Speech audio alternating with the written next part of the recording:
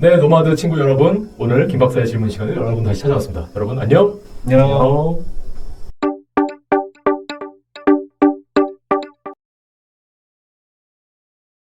초상권에 대해서 얘기 좀 해볼게요.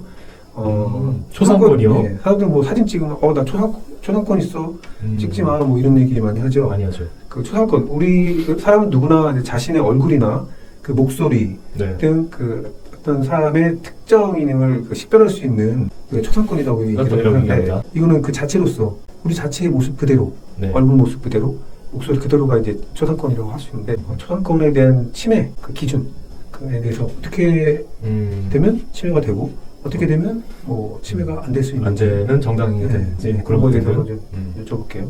그 지하철에서 보면은 네. 노인한테 폭언을 하거나 약자에게 뭐 폭행을 가하거나 이런 그렇죠. 경우가 뉴스에 나와요. 뉴스 나오죠. 근데 그런 거 보면은 이제 사람들이 이제 그 개인 휴대전화로 촬영을 해가지고 방송사에 제보해서 한 그 영상을 이제 참고 자료로 올리는 경우가 있는데 그렇죠. 그런 경우 네. 촬영을 하죠.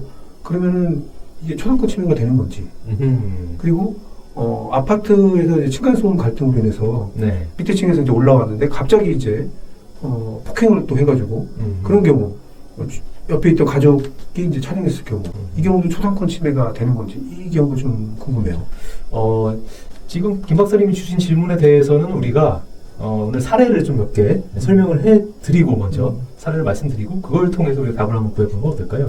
좋은 생각입니다. 그럼 저희가 사례를 준비했으니까 네. 그동안 한번 우리 노마드 친구 여러분들 한번 생각을 좀 한번 해보시고 퀴즈를 한번 풀어보시기 바랍니다. 네. 사례 첫 번째는 교통사고가 났어요. 네. 그 뒤에서 이제 차가 이제 추돌을 해가지고 앞에 타고 있던 가족이 이제 부상을 당했는데 치료를 마치고 보험사에서는 네. 200만 원 정도에 합의하자 치료도 됐으니까 합의하자 했는데 합의를 거부했어요. 이 사람들이 합의금이 이제 너무 적다고 생각한다면 소송을 제기했는데 그 보험사가 생각했던 금액보다는 처음에 합의금으로 제시했던 200만 원보다 10배 이상 그래요? 수천만 원 금액이 나온 거예요. 성공하셨나요? 그래서 이제 보험사가 큰일 났다. 이거 음. 이대로 가다가는 우리 보험사에서 이 엄청난 금액을 그 재판부에다가 신체 감정, 1차 신체 감정에 대해서 네. 이거 잘못된 거다. 다시 한번 다른 기관에 다시 재감정을 한번 좀 재감정 신청을 신청을 하겠다라고 했는데 법원에서 안 받아주지 않습니까? 잘 안 받아주죠. 일반적으로 안 받아주죠. 네. 그래서 이 보험사에서 이제 생각을 한 게 네.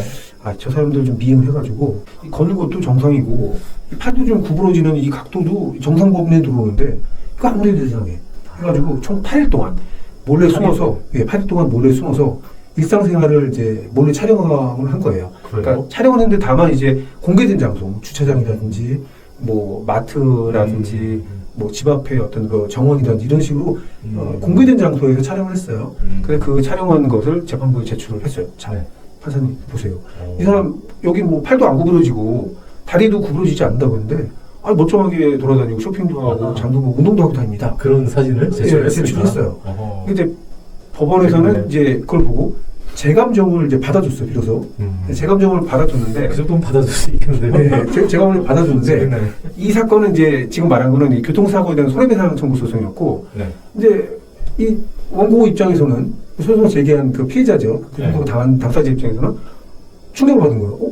야, 이거 내가 생활한 그 일상생활을 이럴 수 있도록 감시하면서 몰래 촬영하고 그렇죠. 추적하면서 이거 기분 나쁘죠. 굉장히 그 충격을 받은 거예요. 그래서 네. 이제 별도로 위자료 청구 소송을 한 거예요. 이거 저 초상권 침해다. 아예 초상권 침해다라고 네. 해서 별도로 네, 위자료 청구를 제기를 보험사 한 상대로. 거예요. 네. 네. 청구 금액이 2천만 원 청구했어요. 네. 근데 법원에서는 그 원고 A하고 B 각각 200만 원씩, 그다음에 원고 C는 100만 원에서 500만 원을 총 500만 원을 인정을 했어요. 꽤 됐네요. 그래도.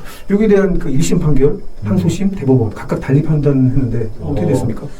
이게 되게 지금 재밌는 사례죠, 여러분? 그죠? 네. 그래서 1심 판결은 이 초상권 침해로 인한 위자료에 대해서 어떻게 판정을 했냐면 결국은 수인 한도라는 걸 법원에서 제시를 합니다. 근데 수인 한도라는 건 뭐냐면 그러니까 이제 견딜 수 있는, 내가 이거를 참을 수 있는 그런 한도가 있다라고 이제 가상의 선을 그어놓고 그거 이내면은 좀 참아라. 그러니까 초상권 침해가 아니다. 근데 그거를 초과하면은 이거는 초상권 침해로서 참을 수 없는 한도를 넘어서서 정신적인 고통이 가해졌다. 그거는 손해배상 받을 수 있다.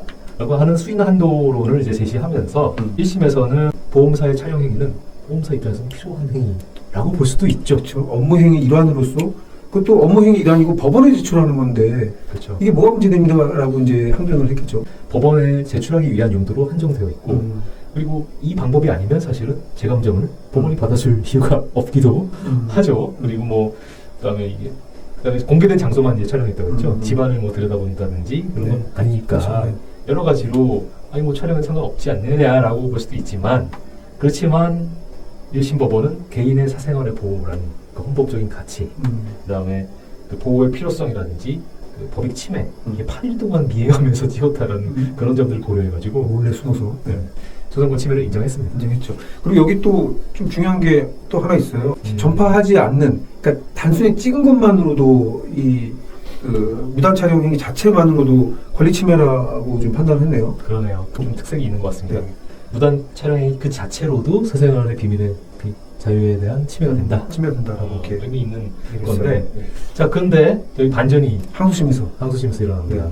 항소심에서는 야 이거는 초상권하고 사생활 비밀 자유 이런 걸 좀 침해한다 하더라도 그것은 그 민사 재판권이 공정하게 실현돼야 되지 않느냐. 그러니까 실체 진실을 발견해야 되잖아요 재판에서. 그런 공정한 재판권의 실현이라는 측면에서 봤을 때 좀 수인을 해야 되는 것이다. 완전히 반대로 나오네요. 완전히 반대로 초상권 침해가 아니라고 봤어요. 네. 그래서 우리가 이제 대법원까지 이제 보게 된 겁니다. 그렇죠.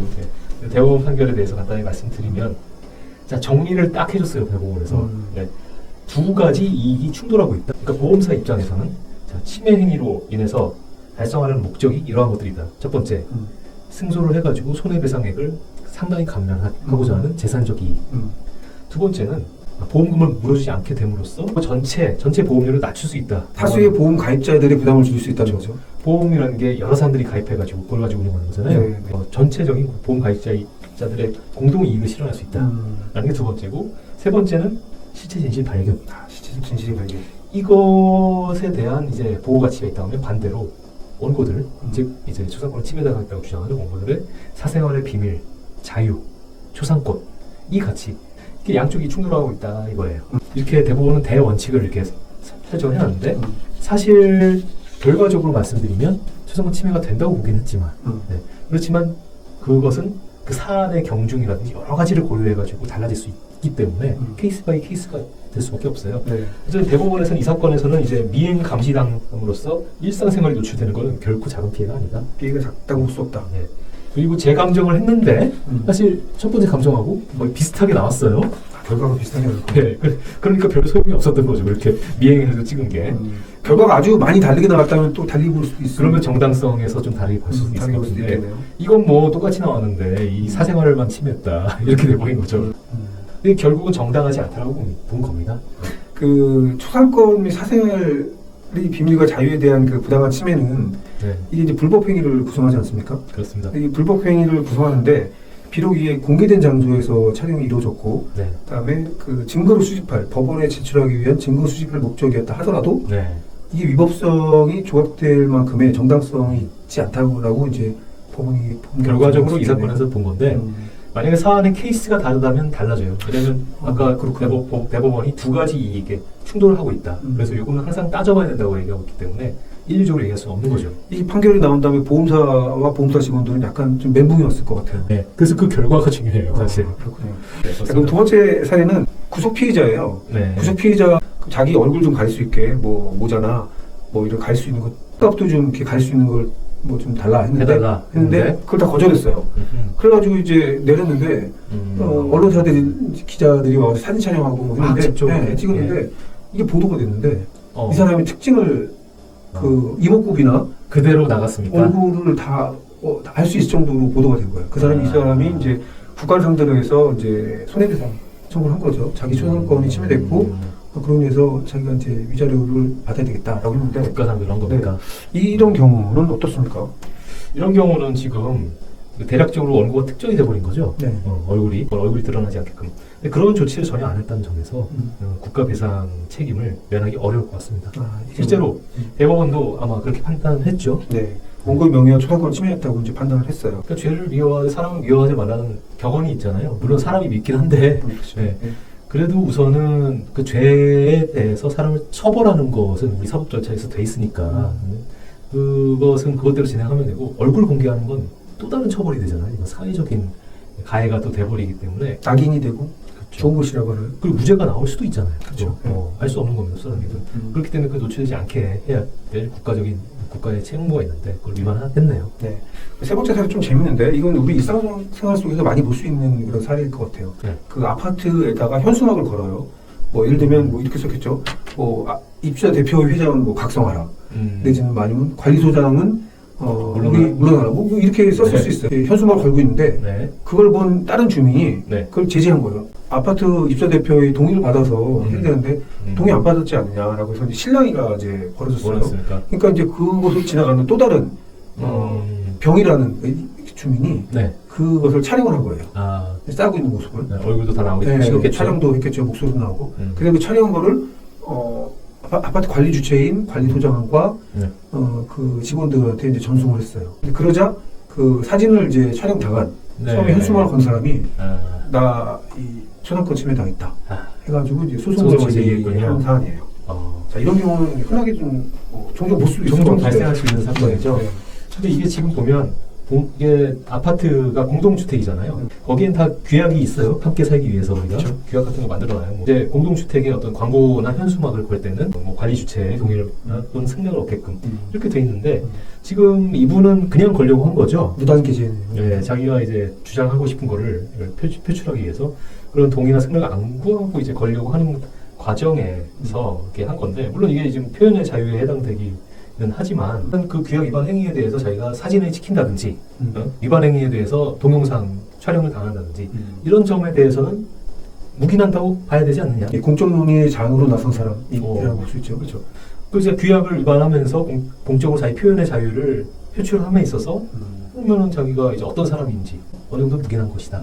라고 돼가지고 정당 행위에 해당된다.